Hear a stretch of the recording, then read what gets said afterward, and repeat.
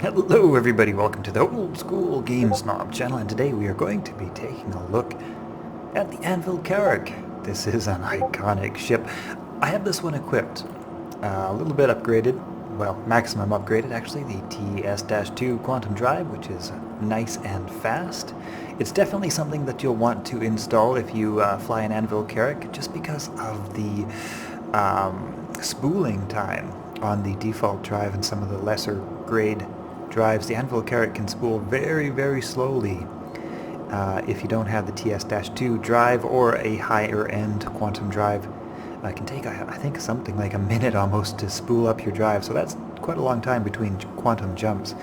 So it's great to take the best quality quantum drive. For the cooler power plant, yeah, you know, I've upgraded for the sake of upgrading. I'm not sure that these systems are really in the game too much. I don't think they affect things too very much, except for when you start to overclock. You want to make sure you have enough power if you start to overclock, which probably won't really be the case with the Anvil Carrack. It's not really a combat ship per se, although, you know, it's got a decent arsenal, but we'll talk about that in a minute. For the shields, these are two Class 3 shields, coming to a total of 152,000 hit points, HP. These are, of course, upgraded. These are the military Class 1 shields, and they are probably what you'll want to install on your Carrack. The recharge rate on these shields is 8,700 hit points per second, which is quite substantial, and that is one of the beautiful things about the Anvil Carrack, is that the Class 3 shield generators, whilst not dramatically more than the Class 2 shield generators in total hit points, actually have a super fast charge rate by comparison to the Class 2 shields. A fantastic shielding system on the Anvil Carrack, which is good because you are typically going to be outmatched by something comparable in size, like the Hammerhead, which I believe has Class 2 shields. However, the guns on a Hammerhead, let me see, my bad, actually both Hammerhead and Carrack have the Class 3 shields, so they have the nice fast regeneration rate. But the thing about the Anvil Carrack is that it actually, unfortunately, doesn't have any guns for the pilot. That is the sad and unfortunate thing. And the other sad and unfortunate thing for the Anvil Carrack is that pound for pound, when you're matching it up against something like the Hammerhead, it's got 4 size 4 guns with 2 guns per turret. So that's a total firepower of 1, 2, 3, 4, 5, 6, 7, 8 size 4 guns if you have all 4 turrets manned. Now, by comparison, something like the Aegis Hammerhead has a total of 6 size 4 guns, 6 size 4 turrets, and each of the turrets has 4 guns apiece.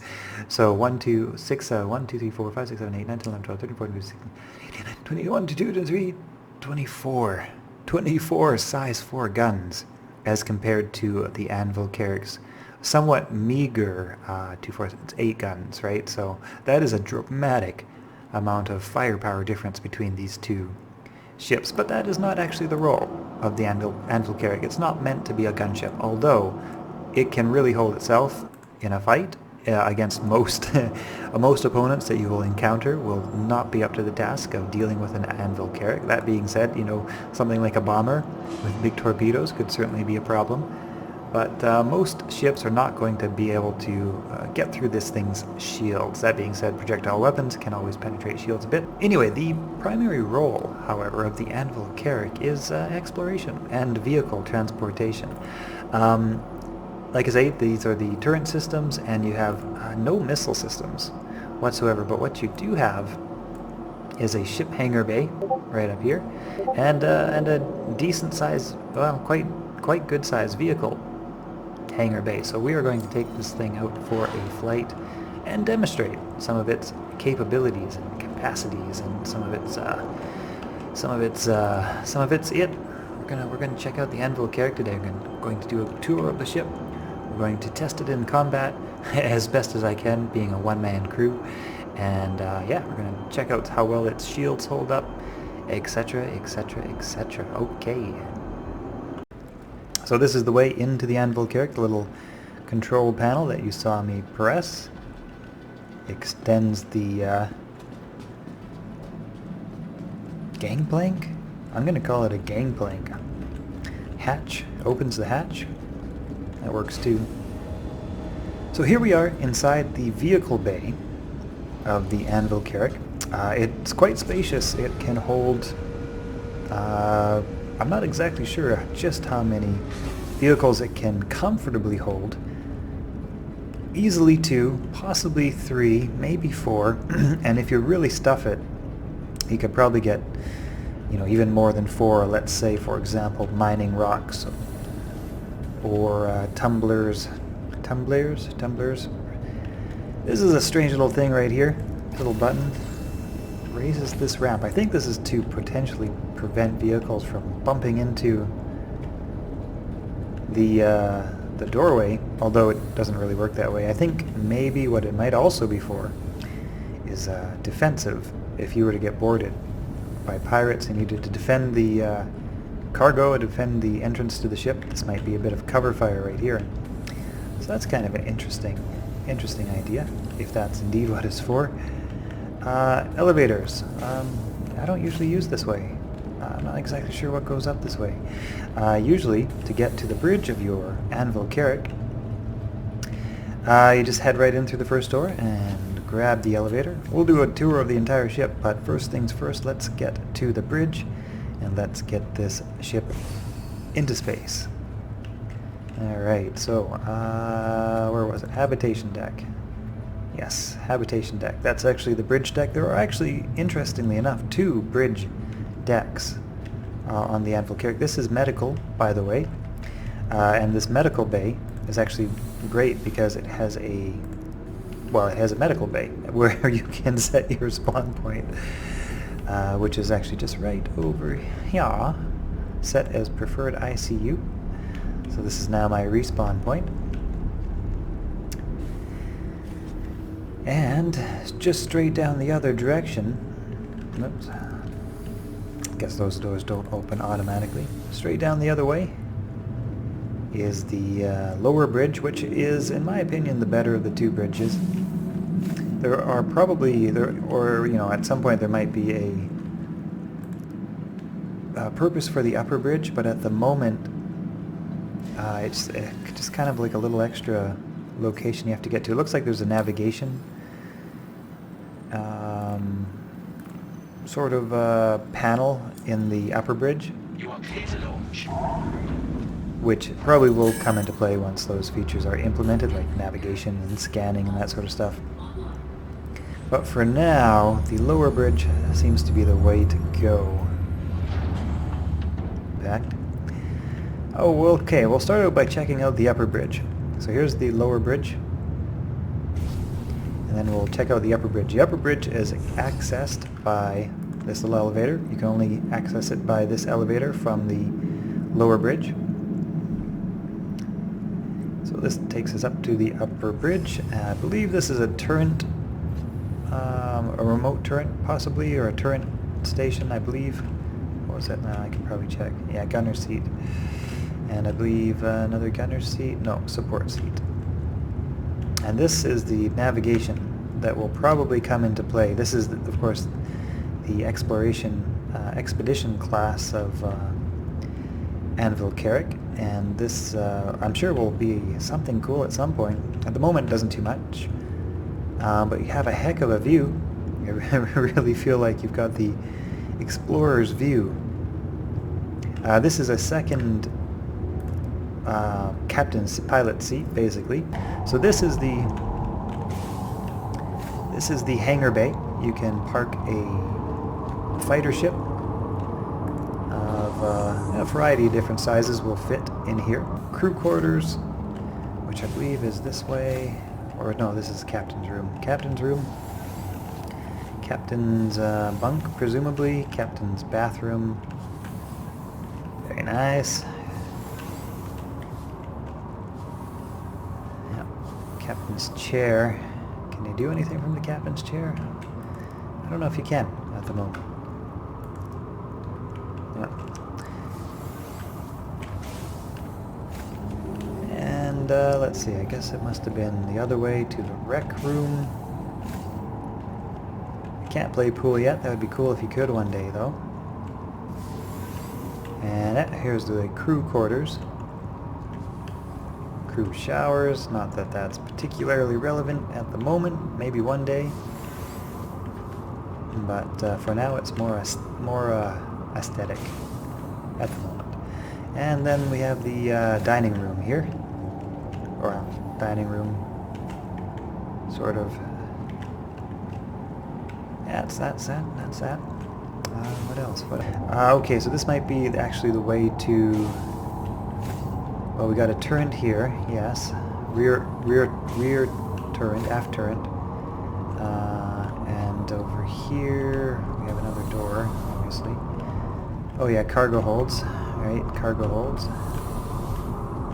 Quite a big storage, cargo storage. I believe it's about 400 and some 50 SCU, pretty sure, somewhere around there. Almost as good as the Caterpillar, but not quite. I guess that's the way outside. We won't go there right now. Okay, so what we're going to be doing here is we're going to be testing out just how effective the Carrack can absorb damage. So what I've got is a Drake Buccaneer upgraded with my favorite guns, the CF series. So we got quite a decent amount of firepower. A very, very good amount of firepower for a light fighter. And yeah, we're just gonna target the Carrack here and see what we can do to its shields, if anything. So that's the experiment here. Alright, here we go. Friendly fire.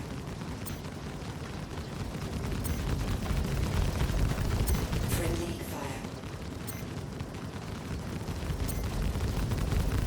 fire. Alright, so Friendly fire.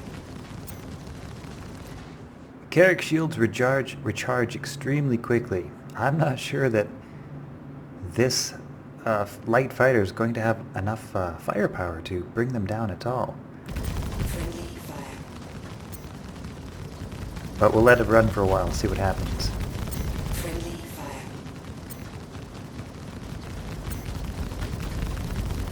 Friendly fire. Unfortunately, I don't have an interior view of the readout of the shields, the Carrack. Friendly fire. It would be kind of interesting to see. But we can kind of see in the top right corner if the shields are going to go down at all. Or if they're recharging faster than we can kill them. Weapons are overheating.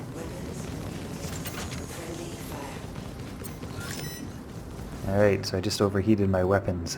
And I don't know if I made a dent in those shields. Okay, we are back with a bigger ship. This has 2 size 4 guns and 2 size 5 guns. This is actually the most firepower that I think I can manage as a solo pilot.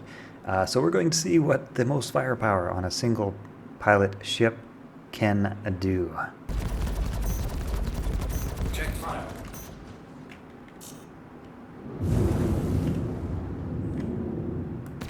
Check fire. Check fire.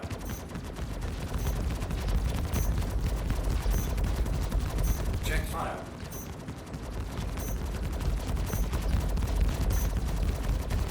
Check fire.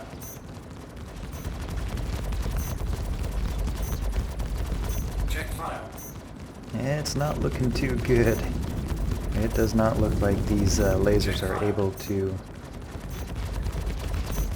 in any way slow down the regeneration of the Anvil Carrack shielding. Alright, my bad. Alright, here we go again. Overclocked weapons. Check fire. Weapons system. Check fire. Weapons system. Check fire.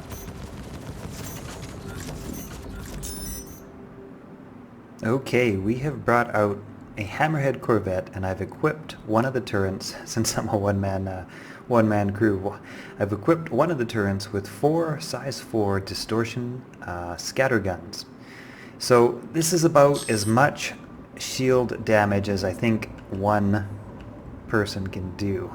Without a multi-crew ship, I think this is about as much firepower as we're going to be able to achieve. Let's see how well the Anvil Carrack shields hold up. So I'm just going to have to man the turret here.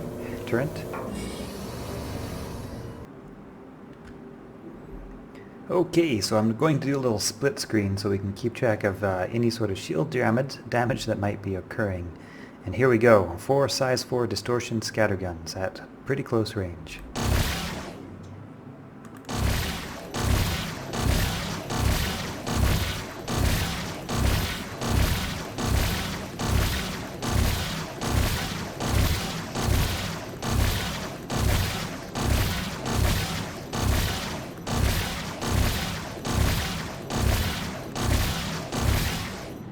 That actually worked incredibly well. I wasn't expecting that to work. I'm not even too sure why it worked that well. The DPS on these scatterguns should not be enough to deal with the Carrack's shield regeneration rate, but maybe the scatterguns delay the shields from being recharged. I'm not sure. I'm going to let them recharge here, and then we're going to see what's going on. But that was surprisingly effective.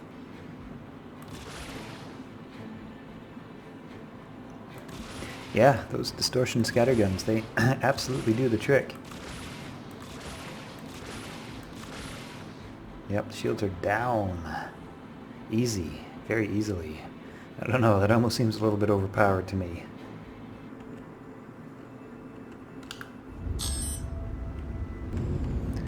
Okay, and for our last trick of the day, we are going to be using a size 9 Argos torpedo. Torpedo? Well, it's going to pack a powerful explosion, so we're going to start with just one size 9 torpedo from the Retaliator bomber and see what happens. Alright, here we go. Fire away. Missile lock. And fire away. Fire away. There we go.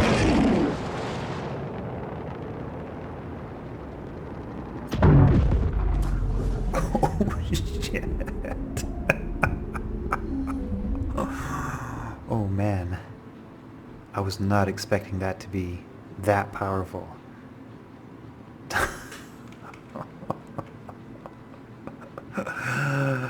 Oh, that was fun.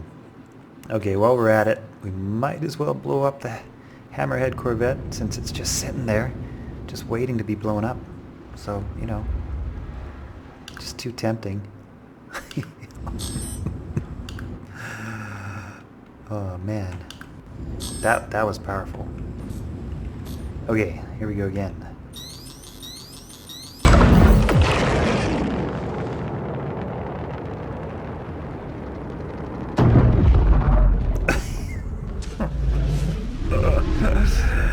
Oh, that's good fun. Wow.